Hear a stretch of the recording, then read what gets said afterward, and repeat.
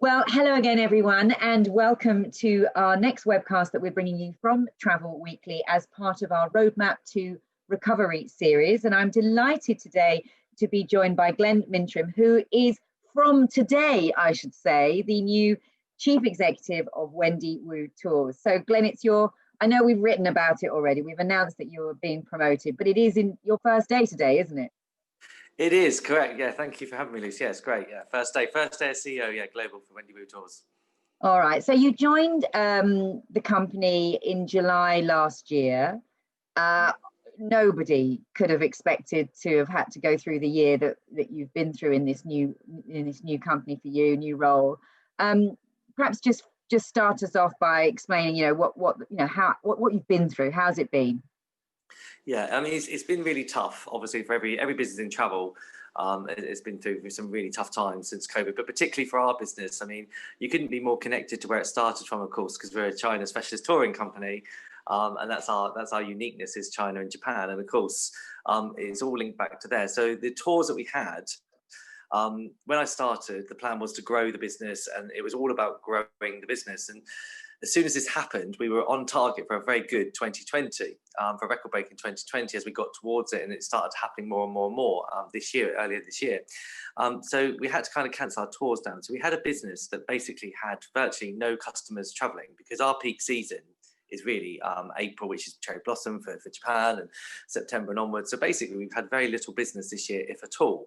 So we've operated a business based on some government help and support, but ultimately we've had to financially take the hit of a whole year of no travel sales revenue coming in at all.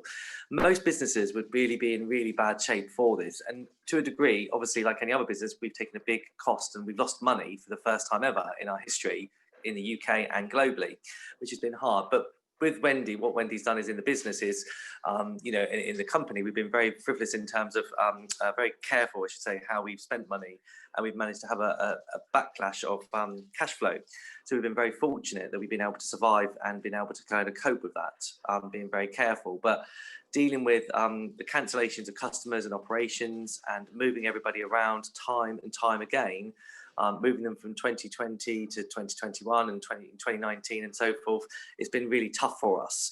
When I spoke to Wendy right in the start of this pandemic, Glen, we were talking about moving people into sort of autumn, winter. So you'd lost that business in the spring, as you mentioned, but you were actually able to rebook them for later in 2020. And I think, like all of us, we didn't think it was going to go on as long as it has. So have you then now moved those people into 2021 predominantly? We've got 2020 at the moment, 2020, 21 at the moment, and obviously cherry blossom. We're even at the moment, we're saying, right, okay, hopefully with the vaccines coming and everything, that, it's March, we've got over £3 million of business in March sat there, for Japan alone, and we're kind of sat there going, wow, do we start moving this? Do we stop it? If we move it into April, are we then going to have to move it again and again and keep moving it? So we're staying firm at the moment, and fingers crossed. But our budgets at the moment are saying that we expect people to travel from the summer, to be fair, next year. So we're not actually expecting any travel. So we have moved it from one cherry blossom season to another cherry blossom season. And if this cherry blossom season has to move to next year, we've got Japan, the Olympics, of course. If we have to move cherry blossom again, that will be the third year of pent-up demand. So cherry blossom is such a popular thing for us. It's going to be really strong. But next year, hopefully, I'm fingers crossed that something will happen and we'll be able to get customers. So you're budgeting really for travel starting in the middle of next year, summer. So, but you're saying you have still got these bookings sitting there for sort of March, April 2021, but you're thinking you're probably going to have to move those? Yeah, I mean, to a degree, I mean, we're preparing the worst case scenario, I guess, as a business financially. And we're sort of saying, what's the financial impact if people do not travel until, July, August time next year? But there is that hope that something, we may get a bonus. I mean, it will be a bonus if people do get to travel in April. So we are holding on to that hope. Okay. And when do you have to make that decision? What's the latest point you'd have to sort of make those decisions to move those bookings? We will make those decisions by the end of December. Okay. All right. That's the very latest we'll make the decisions based. We always make sure that we give people at least 10 weeks notice of any movements, of any holidays on that. And we think that by the end of December, we'll have a much clearer picture, because with Japan is particularly precious, I guess, because of the Olympics next year. And there's every reason to suggest that when we're speaking to Japan and the inside people we're talking to, they are expecting things to happen. They're hopeful, but they can't guarantee it. So we're sort of holding firm, and we're sort of saying we don't want to cancel people just yet, because it's going to be such an amazing, if people get to experience cherry blossom, particularly this year, it's going to be so amazing for them. If the vaccines are in place, it's going to be slightly quieter than normal. So people are really going to get a great trip from it if it goes ahead. So it would be wrong to cancel it just yet. We've just got to hold on to that hope for the next few weeks. It's only a few more weeks, and fingers crossed. Hopefully. Exactly. Well, no, we wrote a story a couple of weeks ago talking about, well, you keep mentioning the vaccine, you know, we're all hopeful that this is going to, I mean, we've heard great, you know, things from 3 different companies, but obviously we don't know yet about the rollout exactly. But you have seen a pickup, haven't you, in demand on the back of just that initial news that these 3 vaccines have been developed and have been, you know, successful in trials? Did you know it's not just the vaccine, Lucy? I think it's for us as a business, what we've seen is we've changed a lot. We've transformed our business quite drastically in the last 6 months, very much towards trade support. We've done a lot of trade customer forums. We've done joint events. Our BDM teams are still active. And what we've seen is we've seen a big amount of business coming in during October and November. We have seen a surge of business coming into us, which, considering that the first part of this in the summer, there was hardly anything coming in, of course. September was a bit of a build-up, and October and November has been like a roller coaster. We've actually been to the point where our business has actually been operating at about 10% down versus last year. That's not bad at all. Which for us is, you know, we've had a few million coming in, and for us that's a real turnaround that we've had, and that's thanks to the trade support that we've had. Really strong trade support coming through, really good trade bookings coming through from our trade partners, and John and the team out there are really focused on them, and it's really helped deliver it. Well, I want to talk to you about your kind of strategy through the summer with the trade, because in some ways it's been, you know, stood out quite a lot. You mentioned their BDMs, etc., being on the road, but we'll just come back to that. Just talk to me about what people are booking, because you said there, you know, China is your bread and butter. It's where this whole pandemic originated. You know, are people keen to go back to China, or is there some nervousness about the Far East? And where are they booking? If they're booking, where are they wanting to go? I tell you now, right, we nearly fell off my chair in trading this week and last week, because we have had 20 new bookings for China alone. So it's the first time we've actually seen China bounce back. And I'm not saying it's bouncing back to the normal levels. No, but the point was we were surprised because China has been quite quiet, and now people are seeing actually China is coming back, because to have 20 new bookings in a week for us is quite big, you know, compared to where it was. And the media business is starting to come back. I think people understand that China as a destination is they've got it under control. The country itself, I know, you know, whenever the news has started, but if you look at China as a country, it's really got it under control. And I think people feel safe with that. The vaccine's coming out. But one of the big destinations for us is Japan. And also what we did was to kind of give customers that flavour, we actually launched some new destinations like Central Asia. We've looked to Middle East like Jordan, Israel.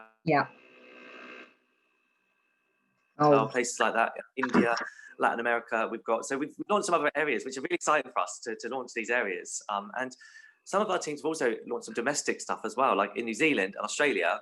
The teams there launched some domestic tours for domestic customers, and they've been booked up and sold out as well. So we've tried different things in different areas of the world. Yeah, absolutely. Okay, so people are going there because they feel that it's probably one of the safest places now because they've got it under control. Have you had to incentivize people? I mean, I know you had your worldwide seats, you know, free flights everywhere. So have things like that helped? Or have you had to, you know, offer cheaper prices or more added value to try and get people, you know, the market moving? I think for us, what our customers want is they want, you know, it's not about, because it's such an amazing experience that we're giving them in terms of that they want a life-changing experience. They want that adventure. They've been looking forward to it. So I don't think it's necessarily about knocking off £50 here or £100 there. It's going to make a lot of difference to them, to be quite honest. It's more about feeling that they've got great value for the trip and what they're going to be doing on that trip. So things like a business class upgrade offer, which has been our USP for a long time, that's worked really, really well. That people swarm in and they love those offers. Things like the free flights, we got a lot of publicity around that on you know, consumer and trade mail on that, and people love it and they feel that they're getting great value, and they are getting great value. And we've been able to negotiate with our partners some really amazing deals to get things moving and partner up with them, and it's working and it's done really, really well for us. Brilliant. All right, it's great to hear. It's so good to hear some positive accounts of the market and things, Glenn. Let's talk about agents then, because you have been probably, I think I'm right in saying you were the first operator to sort of be back on the road and going and doing agent visits. So that's one thing. And then I think, you have been doing a lot of these webinars, which I've spoken to John a number of times, and he was getting hundreds of people, both agents and their customers. You've been really engaging. I know everybody has, but just tell us a little bit about how, what your strategy was and how it's worked. Yeah, I think what we've done is we've made sure that it's not just about, so for customers direct, if you like, and we're working with travel trade partners and saying, look, would you like to put some forums on place? We'll help support you. We're getting good traction from them. For example, like we've been doing afternoon teas. So where you send people, the idea came actually from my mum actually. We sent her because she's all on her own, bless her. And it was around some celebration times, and we sent her like an afternoon tea with scones and things, which was about £10 or something. So we started sending customers and travel agents and stuff like this and saying, look, would you like to join us and have an afternoon tea with us whilst we do a webinar? And it was like £10 a head or whatever. So yeah, it's, when you work out how much it does to put somebody on the road and deliver stuff and, and stuff like that, people that are registering for particular things they're interested in, things like that have worked really, really well for us. Oh, I love a scone. I can't believe I've not been to one of your afternoon teas. You have to come. I think, we're but things like that I think are working very well, and I think we want to work with the travel trade and make sure that we give them the tools to work with us to enable them to kind of get customers interested and convert on these type of things. So it's not just train, because a lot of people think, oh, it's an opportunity to do training, but the travel trade needs something different, and their customers need something different. So we've been really bespoke and really, really detailed on how we approach it. So if we're doing just a generally to the travel agent, staff and trade, we're making sure that we don't bore them and make sure that it's interesting to them. Whereas if it's to their customers and it's a specific tour, we break out into breakout rooms and things as well. So for example, when you do a webinar, at the end of it, that's not just the end of it. We kind of have a Japan room or a China room or a Mekong Victoria room, so that people, and then we have specialists within those rooms that then can answer it. We say to the customer, what room would you like to go to now? Now you've heard our presentations and stuff with the trade and customers, and they go off into these other rooms so that they can talk about the areas that they really want to talk about in more detail. And this is something you presumably weren't doing before. This is like a totally new kind of way of working because of COVID. Absolutely, 100%, and it's made you realise that and we were talking this morning about the online digital transformation that we're going through, and we were saying that our average customer age is around 60, 62. That's our average customer age. And I said before COVID happened, you look at it and you would think that a lot of these people would not have been so online centric as what they were. And what's happened with COVID is it's forced people to change their habits. It's like technology. When you want support for technology, you run to Apple, or you run down to the phone shop, or you run to see somebody. Unfortunately, that option has not been there. So people have had to deal with things in a different way. And I think yeah, absolutely. It's forced people to become more online centric. So I think we've just tapped into an area and we've understood, and we've had an IT team ready. We've got customers to come into these Zoom meetings with us, because you've got to think these people, some of our customers are like 75, 80, and they're not used to Zoom. You'll keep this up? Obviously, who knows when it's all going to sort of get back to normal, as we keep talking about. But do you think this would be something you'll continue doing, even if we are able to get out and about more? 100%. Yeah, we will do both. We will do both, because I think what it's taught us is things like our BDMs, for example. We offer the travel trade. The sort of things that we offer the travel trade now is to say that, look, if you want extra support, our BDMs have been to the destinations. They've been on these tours. Our reservations people have been to them. They can help you. We want you. We love the travel trade. We want them to have their bookings, and we want to help them convert them. And things like, if you've got a customer that's thinking about China, we'll say to them, look, would you like us to have a Zoom meeting with you and organise, and we can have a chat about somebody that's actually been on their tour, even get another customer on there that recommends them, or a staff member, and things like that. So we offer that sort of service to the travel trade as well now, a one-to-one sort of Zoom meeting with their customers, follow up and things, version. Which is quite time consuming, but I guess if you're not all busy out on the road and doing all the other things that we used to be doing, I suppose you've got time to fit that in. I think it's more productive as well. I think what we're realising is that you can be more targeted and productive, rather than going out and sporadically going out and seeing, 100 agents. That it's lovely to see them, because there's so many busy agents out there, and it's actually being more relevant to the people that want to see you as well, because all agents have different, they have different focuses and we can make sure this way we can actually say, look, those of you that really want our help and you want to work together closer, we want to work with you closer and we want to capitalize on it, so that we can do that a lot easier by going, the BDM can go to Aberdeen with this person on Zoom, and then they can go down to Bournemouth on this Zoom, whereas they can't really do that when they're on the road. They go to Aberdeen and they'll go and see 6 agents in Aberdeen, and one of them will be a focus point and relevant, and the other 5 will be nice to see them and help them develop it. And that will always happen, of course, but I think it's going to be more of a mix. I see it as more of a 50-50 mix moving forward. I don't see it as 100% focused on going on the road anymore and field sales. I see it as more digital, 50%, and 50% on the road, face to face. You've had more agents actually sign up to your agent portal, haven't you, in this period? I suppose because they knew you were doing 100%. This kind of training. So how many agents are you now sort of speaking to? Gosh, I think we've lost count now.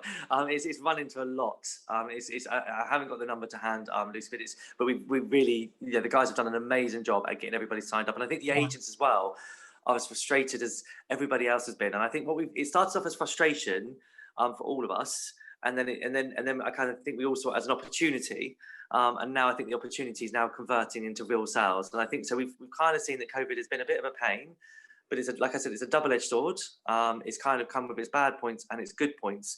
And I think agents are realizing as well with their customers, they can reach customers quicker, faster, and more relevant than they can in other ways that they would have done physically. So I think people realize that I don't think the high street is gone, and I don't think it's radicalized that much. I think it's more of a 50-50 moving forward. And I think there's a split. And I think we all realize that there's more opportunities out there than just face to face.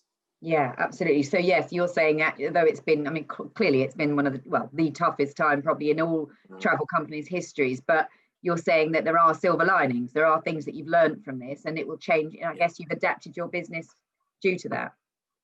100%. Yeah, 100%. I think and that's the positive I take from it. The learnings from it this year have been how we have changed, and I think our customers have changed as well. And we've seen the behaviours of our customers changing very quickly, and it's surprising at how well they've adapted to the change and how much we actually interact with them. Even more, I think in some ways, I actually think we interact with them more on a Zoom webinar when we're doing a thing than we do actually face to face in a big hotel with 50 or 100 customers. I think we actually do, because we say, "Oh, Mr. and Mrs. Brown, what did you think of this?" We know because we've got the information in front of us. Technology so funny, isn't it? When you're talking, you can see that Mr. and Mrs. Brown have been 3 times with us, and Mr. and Mrs. over there have been with us 4 times or never before, and you can actually pinpoint them out quicker than you can in an audience. Yeah, it's interesting, isn't it? Absolutely. And just to go back to your BDMs and the field sales, because there was a bit of chat on social media saying, I don't think it's right that they, we've got to stay safe. I'm not sure it's right for people to be going, companies to be doing calls into actual shops. This was obviously in the period before the second lockdown. Did you get any of that, or how did you manage it? Because I guess there were some people that didn't want physical visits. Did you? I guess you asked people first, did you? We did. We rang ahead. The BDMs rang ahead and said to the guys, "Would you like to see us? We'd like to come in and see you. How do you feel about this?" And we would make sure that we didn't push ourselves onto anyone. Obviously, we didn't walk into somewhere that that they were particularly short-staffed or there was a particular problem or relevant, because there's no point in driving somewhere, seeing someone that doesn't want to see you. So we wanted to make sure that the trade, that our partners wanted to see us, and so they did phone ahead to make sure that was the case. And safety was important for our own team, as well as our trade partners as well. Absolutely. And I have to say, I also saw, a load of comments saying it's so nice to have people coming to see us, because it just brings back a bit of something else going on in the world. Yeah, exactly. So, okay. Now, look, when you were brought in, Wendy's quote was like, he's a turnaround specialist. He's going to do this stuff. He's got this 5-year growth plan. So, what's happened to that plan? That, if you look, we've talked about how you've coped this year, but what is your plan going forward? Are you still in the mire of dealing with COVID, or are you able to look a little bit further out? No. Today we shared our 2025 plan with our team. We've developed a 2025 plan already.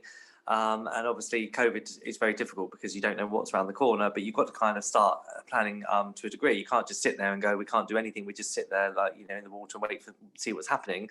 It's a bit like I said to you with the tours. So I think that this year we will lose money for the first time in history. Quite rightly so. Why would we make any money when we've not had any customers traveling?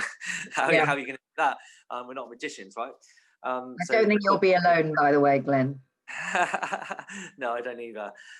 Fortunately, next year our plan is to kind of break even globally. That's what we would like to do, and based on we next year our travel will still be down. I am guessing around about 50% down on what we were in 2019.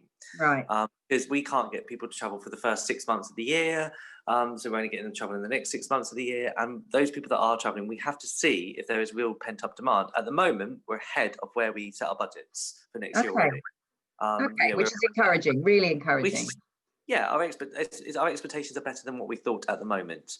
But for Yeah. 2022, we're expecting that to bounce back to 2019 levels. Great. That's what our anticipation. 2022 is already showing huge growth for us. But then it's on small numbers and it's a small base, so we must remember that. We've still got a long way to go, but 2022 is actually looking very positive for us. And beyond that, we expect the plans to build up at 15% growth per annum right the way through to 2025, bringing us back to our original plans for 2019. And that is strategized. And the interesting thing is from a sustainable point of view, working with the trade particularly, we make sure we give them the right tools, the right team and the resource. And our team is around about 50% lighter than where it was, and our cost base is very lean, and we've never been as lean as we are now. Like most businesses, you've had to change. You haven't had any choice. If you stood there and did nothing, you'd be in trouble. So we've had to make changes quickly, sharply, and to communicate with our teams that they're understanding of this. Even though the government support schemes are there, as every business knows, it does cost money. It is not free for the company. So we had to make that actually help the business and sustain the business and make sure that everybody that is around, they have a sustainable future. So for us, we've never gone into such a lean state. So if we hit 2022 at 2019 levels, our profitability will be very sustainable. We'll be able to reinvest in our people, reinvest in the trade, reinvest in the business, which is what we plan to do. We're not cashing out. It's about reinvestment all the time. And will the growth be just, responding to hopefully increasing demand to the destinations that you already offer, or do you think you'll put on more capacity into different destinations or launch new destinations? Where do you see that growth coming from, or is it just literally the recovery? It's a recovery. I think 2021 and 2022 is about recovery. Yeah. 2023 and 2024 and 2025 is about growth, and I think that for us, I think that we are very good at what we do. We're an Asia specialist. We do it very, very well. I don't think we're anywhere near the top of the mountain yet on that. And I think we've got a long way to go. So I think that our area of focus is definitely Asia specialist. That's what we will do. We're unique in what we do. We do it very well. We know everything. We know every little nook and cranny in Asia that we know that better than anybody else in the travel industry, for sure. And I think we will continue to see our big growth coming from those areas. There are some new tours, of course, there are, like Middle East, Central Asia. Latin America has been established now for about 3 years, but they will grow, and we will steadily, like India, they will steadily grow, but our big growth will still come from Asia pot. And I believe that that's our area of focus for the next 5 years. Okay, good. Now I must just ask you, but of course you joined, Glen, from STA Travel, which has been one of the casualties in this. Yeah. Desperately sad to have lost that brand from the high street. How did you feel when that happened? Devastated, because when I was there, I was there from 2010 to 2015. I was there for about 5 or 6 years as group managing director, so I'd left about 5 years ago. And when I left, we were really profitable. We were really strong as a business, and it's very sad because I know the people and there's such big, talented people there as well. Yeah. And they went through so many changes. I think they went through about 3 or 4 CEOs. They went through, they just went through a lot of management changes. I just think sometimes when a business is radically changing so quickly, and so they change so much so quickly, so often, I think it kind of devalues the business a little bit. And I think you need to stabilize a business sometimes. When you're going through a bad time, I think you need to take stock of it and not react too quickly to things. I don't know if that's what they did. I can't really say. I don't know the situation. No, I'm not asking you for the inside track. It's just that you were there. I'm surprised nobody has come in and tried to sort of create something, because some of those branches, STI, I would see it as a golden opportunity. They were the retail particularly, interestingly, everyone thinks it's all about digital, but the retail of STA, when I was there, it was the bread and butter of the business. The retail was the thing that made it click and clock and work so well. And the travel consultants that were there were amazing at getting those bookings across the line. They were such a complex thing. I remember when I was there, sometimes you'd see other travel agents and travel trade members using STA to give their customers round the world quotes. Really? You know, we would laugh, and I'd say, "Oh, Yeah. really? They're trying to pretend they're so and so." You knew where they were coming from because you could see the customer said, "Oh, I've just been in so and so," and it was exactly our quote, and you know, and things like that. And so, you know, they were so specialist in what they do, and it's such a shame, Right. and I think it's going to be such a big gap in the market. I really think that.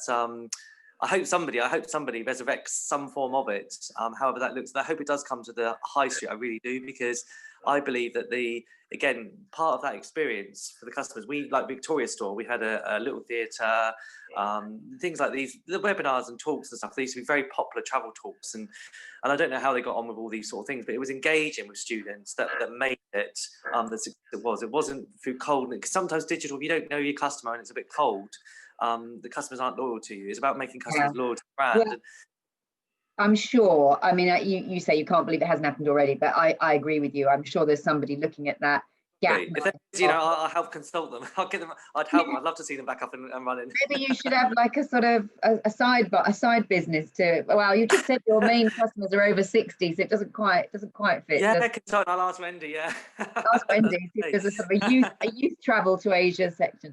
But I mean, you make the point, you know, when we're in times of crisis, it's often the best time, isn't it, to, if you can, and I know not everybody can, but if you can look at the gaps and look at opportunities. Is there anything, just to finish off, Glen, is there anything that you've seen from this, and, you know, which you see as an opportunity, as a gap, or, you know, as other companies sadly are perhaps maybe not doing so well? Is there anything that Wendy Wu Tours is looking at? Not from a perspective of, I think we're focused on our own business, and I think that we see that because we are so stable, and I think any business, when you're going through a bad time, the worst time to make management changes is at the bad times, I think. And when you're going through the good times, you should be cost cutting.